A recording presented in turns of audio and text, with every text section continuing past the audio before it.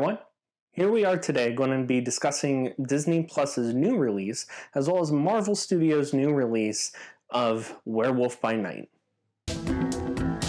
Hello there, and good evening, ladies and gentlemen, and children. Right off the bat, I do understand that some of you don't know too much about Werewolf by Night.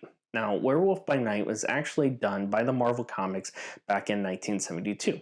However, it was even before then because it was a short story back when Marvel was doing Marvel Tales, and their predecessor, of course, Atlas Comics. Now, Atlas Comics is the name of Marvel prior to Marvel getting its name. It's the same publication, of course, Werewolf by Night, which was done in number 116, of course, came out in 1972. It's also where we get the first appearance of Moon Knight. Same thing with, of course, Tomb of Dracula. Tomb of Dracula came out around the same time, and of course around that Comics Code Authority, where it's basically an organization that says you can have this, but you can't have that in comic books. One of the big things is, of course, that DC comic cover where you see Speedy putting an injection of a certain drug in his arm. That didn't pass, of course, Comics Code Authority, so that's why it's basically a stamp of approval, really, in a short description of it. It's a stamp of approval that says, hey, this is safe for kids.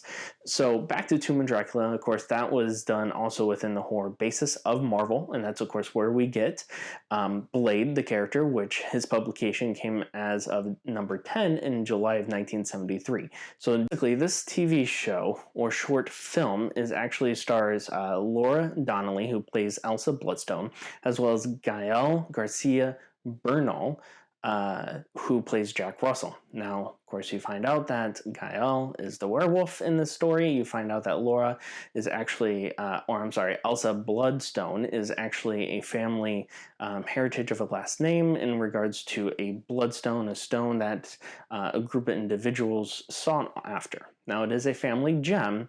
What ends up happening is the mother has kind of like this competition, basically, of where they go out in the maze and try and kill a creature. That creature, as you already know through, of course, the trailer, is Man-Thing, the first introduction of Man-Thing in the Marvel Comics. Yeah, same thing as Swamp Thing over in DC, but this is the first time we actually get introduced to Man-Thing as well as the werewolf.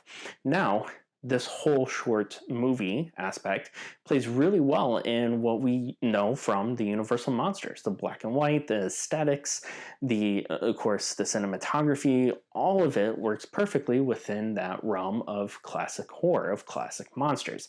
I recommend this enough. And, I mean, in all honesty, this could be going down as my favorite Halloween aesthetic, Halloween film in all of October.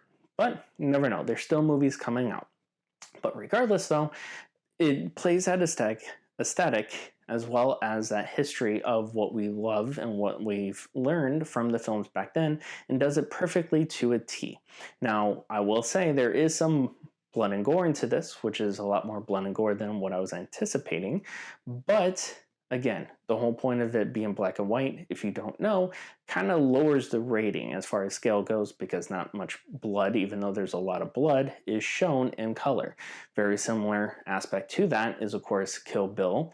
I forgot which volume it was for Quentin Tarantino, either volume 1 or volume 2, but his film was going to get an NC-17 rating because of a fight sequence that showed so much blood in it. And what did he do to counteract that and make it go from NC-17 to rated R? Is he made the film black and white, or at least that sequence black and white. And that's exactly what this film does for Marvel, is it doesn't carry over to that usual rated R that we would have seen, but instead kind of makes it lower in the ratings. They do phenomenally with all the action-packed. Everything, majority of stuff other than Man-Thing is very cool effects, other than Man-Thing, who of course is CGI, but regardless, practical effects do play a key role in this film.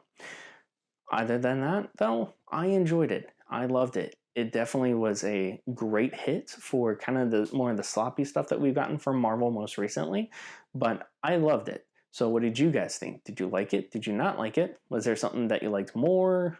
I mean, was it not your thing?